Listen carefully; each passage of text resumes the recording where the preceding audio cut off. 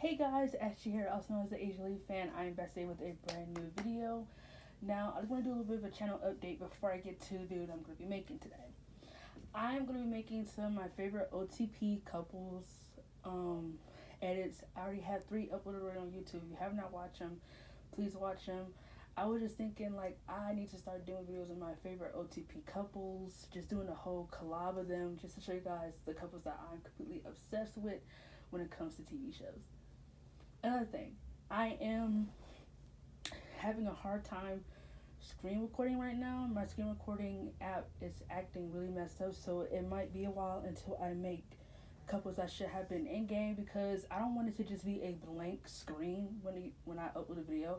I want you guys to actually like see the couple that I'm talking about, show some moments between the couple, reasons why I like them so much. So it might be a while before I do that if my record button starts acting right. So just please be patient for the couples that should have been in game. I know it really took me a long time to get out the Selena and Bango one because I just had so much going on at that time. But I'll really try to get the other ones out as soon as I can because the list is not really that long for couples that should have been in game. I'm not really passionate about every couple I see, just the ones that affected me. So, but the video today is something that I feel like I've always wanted to do when I saw other YouTubers do this, but I'm thinking like, I talked about them all before in like one big video, but I'm thinking like, why not talk about them all individually and give my opinions on them? In today's video, I'm going to be talking about the Four Horsewomen, WWE, the Four Horsewomen. Like I just said, I talked about them all before in like one big giant video, but I think I'm going to start talking about them all separately and just explaining why I feel like I don't really like any of them. So this person won't be a ranking because I don't like anybody. I don't like, there's nobody over the other for me. I'm just going to be really explaining what I disliked about them and what I feel like WWE can improve with them in order for me to start liking them. So the person I want to talk about first is probably the most irrelevant one in the group, and that's Bayley. Now, Bayley, I never really had a problem with her when I was watching wrestling when I was watching wrestling like 2017 when she came on when she debuted on the main roster. I never really had a problem with her. I thought she was like a good baby face. I thought she had the whole, typical baby face thing about her. She's kind of here for the fans, for your support. I can do whatever comes to me. I can be the best. She's a typical baby face. And I didn't watch NXT, so when I talk about them, I'm not going to mention anything about NXT because I did not watch NXT. I think the biggest problem I always have with Bayley is the hypocrisy that comes with her. Is the fact that fans liked her babyface run, but hated how John Cena was portrayed in WWE. Super Cena, but what about Super Bayley?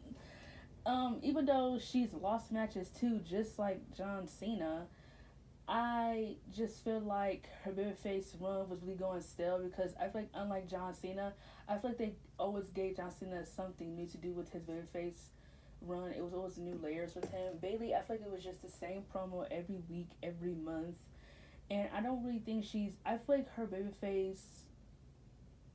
She has a typical babyface moveset, getting beat up and coming for the comeback with her moves and everything like that. That's fine and that's typical baby face. I don't think she's a bad seller. I think Bayley's biggest flaws is probably her presentation and her promo skills and her ability to tell a story. And every time I think about NXT, I kind of always feel like NXT was just a show for wrestling. They didn't really give no one really a chance to find themselves on that brand. I think it was just a way to have people just be good at wrestling to outshine the main roster. And I feel like Bayley, her biggest problem has always been those 3 things. I feel like she was never really good at promo cutting. Her promo cutting always sounds very awkward, and like she sounds like she's really reading off a script. I feel like she can't tell a good story at all. You might get once in a while where someone can help her carry it, like Alexa Bliss. She always makes the segments look a little bit awkward and just very cringe because her awfulness. And I feel like her character just got really stale for me. She was really a babyface for far too long. I was never really someone that was like, she needs to turn heel. I think once they turned her heel, I think that's when it got even worse. If you ask me, she had one of the most boring, lengthy title reigns I have probably ever seen.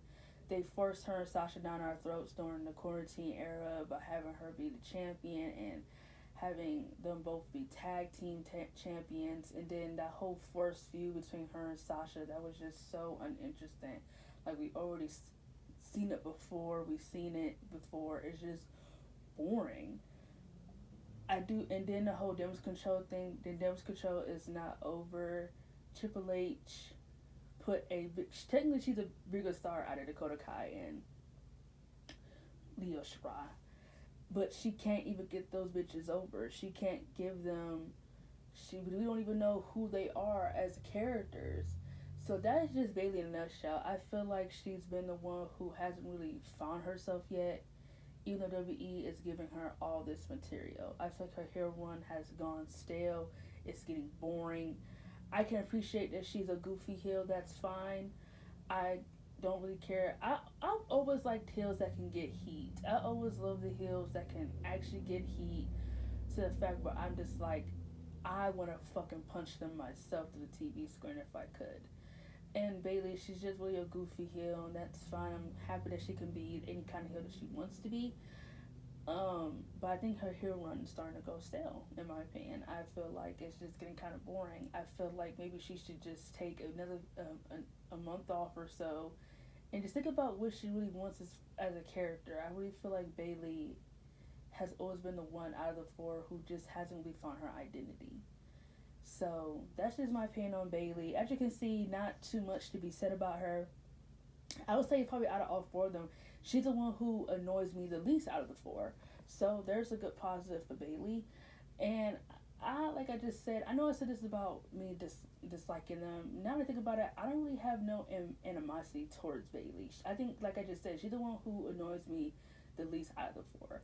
So I think my animosity isn't really towards Bayley. It's really towards the fact that the creative can't give her anything consistently to do. No layers to her character.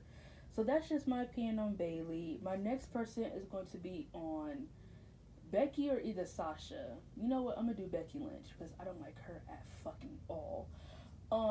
So that's just my opinion on Bayley. Also, another thing I didn't mention about Bayley is that I feel like she has like zero charisma.